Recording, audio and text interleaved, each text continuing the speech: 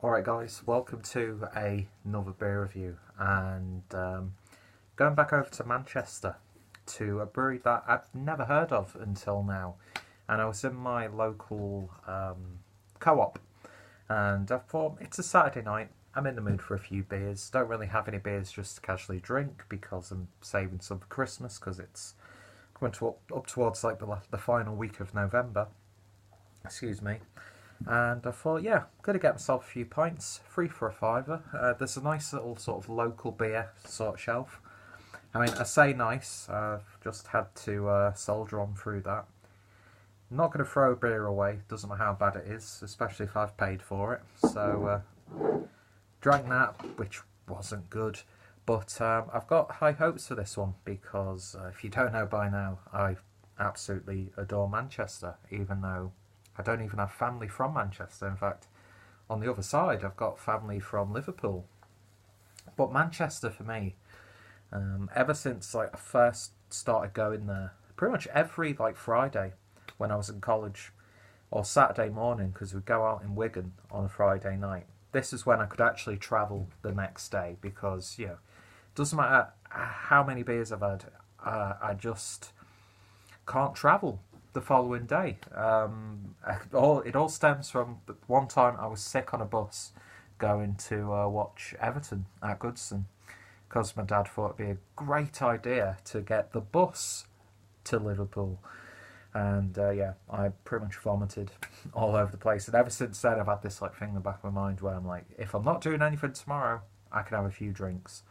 But yeah, I used to get a proper blitzed on a Friday night at Cafe Nirvana in Wigan, which is now a big, just messy emo place. And like a few hours later, I'd be on the train to Manchester with friends, and we'd have a little bit of a shop. When things didn't really cost too much. I was on like my student EMA, I think it's called, because I was at college, which was like 30 quid a week, and I could still actually venture out to Manchester.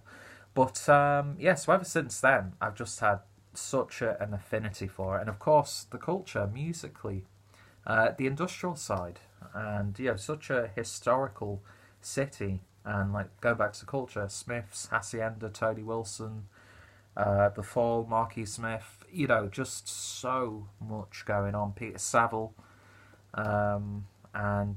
Manchester will always have a special place in my heart. So when I come across a beer from Manchester I've not had before, I'm just going to pick it up, and I might do a week of just purely Manchester-based reviews, because I think Manchester's got, how many times can I say Manchester in this video? I think Manchester's probably got one of the most exciting beer scenes right now. And it's just an absolutely wonderful city, as you've probably already been bored to tears of me saying that. So we're going over to the Brightside Brewing Company, and we're looking at the wonderfully titled Manchester Skyline. And there you've got an absolutely wonderful photo of Manchester. I wouldn't not be able to tell you exactly where that is, but it is recognisable. And this is Manchester Skyline, a full-bodied golden ale, 500ml bottle, clocking in at 4.6%. So I'll quickly read you what it says on the bottle. So, lager malt, wheat and 3 specialty malts give a rich golden colour and complex flavour, which when combined with vibrant American and New Zealand hops, make this award-winning beer a fuller flavoured golden ale. Always half full, it says, very clever marketing there. And this was awarded SEBA's Regional Winner 2014 Gold Medal. So all of our beers are made from water, barley malt, hops, wheat and yeast. Minerals are added to suit the style of beer. That's an interesting addition. Store in a cool place away from direct light. Serve cool but not too cool, as this will dull the flavour. Not going to lie, this is pretty much straight out of the fridge, but it's not been in there for long, to be honest. Brightside Brewing Company is a family-run microbrewery. For more information about the brewery and our beers, please visit brightsidebrewing.co.uk. So, all that information is down below. It says the best before date is on the neck of the bottle, but I can't see any dates, so it could have just been rubbed off. But, Really nice, simple looking label. So let's see what we get with this then, and a nice golden crown, of course. Using my nice little tankard, which I don't use enough of. But yeah, here we go. Just going to pour it all in. May as well. Give it a little shake just in case there's any little bits and bobs in the bottom. It seems to be. Not too many though. Okie dokie then. So, beer in a glass, and that's a lovely golden colour with some very pale amber hues in there as well.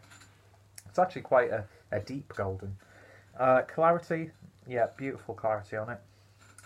Beer poured with just shy of 2 fingers worth of a slightly off-white head, but yeah, it's what you'd expect from the style, to be honest. And it does look really nice, crisp, clean, and yeah, so let's see what we get on the aroma. You do get that hoppiness, but I suspect that that compact head is sort of blocking the flavours from coming out. Maybe like a subtle hint of like a Citra or Cascade, one of the other sea hops. A little bit of a tropical fruit aroma, but not too pronounced. Nice lemony citrus kick, more like a sweet lemon sour sweet citrus. Biscuit malts, a little bit bready. It's got that sort of like a cereal aroma to it as well. A little bit more grassy now as I'm talking. And a very subtle, almost like pepperiness to it. But yeah, it smells perfectly fine. It's not the most fragrant beer in the world, but hopefully it'll shine in the flavour. Anyway, cheers guys.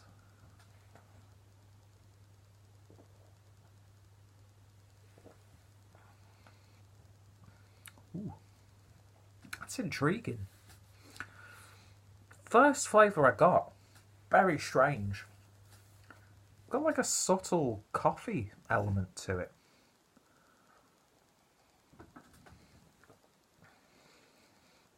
Very biscuity, bready. You get that nice malty base in there, but yeah, there's like this very subtle, almost like faint, weakened coffee flavour. Nice coffee roastiness, as opposed to like a smoky or bitter character.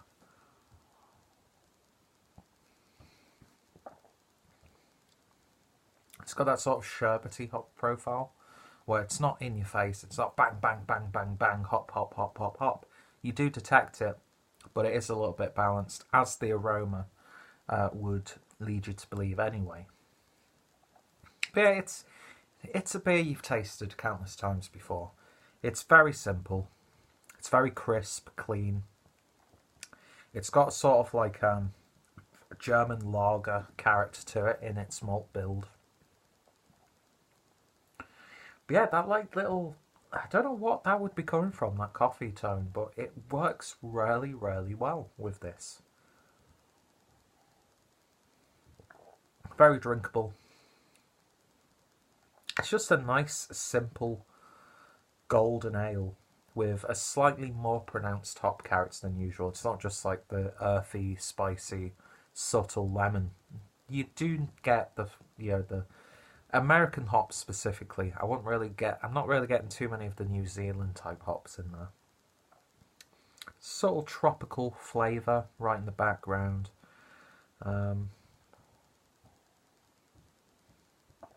Yeah, and a very subtle grapefruit-like flavour as well. Yeah, it's like a slight twist on a really overly saturated style, if that makes sense. Is it the greatest example of golden ale that I've had? No. Is it a high quality one? For damn sure. Very drinkable, sessionable, enjoyable. Full-bodied, though, is it?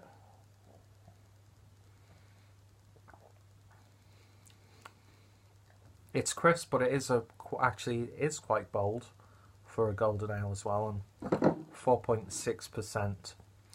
You know, I usually get bored of this style of beer very easily. But this is just nice, simple, straight to the point. It's got a real sense of honesty to it. And there's always a time and a place for a beer like this. You know, if you're having a bit of a jolly in Manchester, and you don't just want to hit up like all the fancy and, you know, really up and coming places like the Port Street Beer House, or, you know, Piccadilly Tap House, or the Cafe Behemoth, or, you know, these sort of more where you're paying a lot more. And you saw this in like, you know, a Joseph Holt pub, or a what's one of the other ones, Robinson's, or J.W. Lee's style pubs. You know, it's got that tradition to it, but with just a very slight contemporary twist, which I think it's welcome, because it's not either one or the other. It's just something a little bit different. So, you know, if you're buying a beer for your mate and he entrusts you to pick him up a beer, he might not, or she, they might not be, you know, as into the art form as you are, and they've trusted you with picking a beer. This is one that they're happily going to enjoy. It's not straying too far from what they might be used to. And if you are, you know, really into your real ales and craft beer, I think it's solidly brewed enough that perfect beer for like a palate cleanser and just a nice, sessionable, enjoyable half or a pint, if that makes sense. So yeah, it's not like being flashy or anything like that, which is it's always welcomed, and it's great to see that Manchester can still produce beers from all over the spectrum. And yeah, I'm definitely interested to try more from these guys. Brightside Brewing Company with a half beer glass, and it's always half full. I like that ethos. I like that sort of concept, and yeah.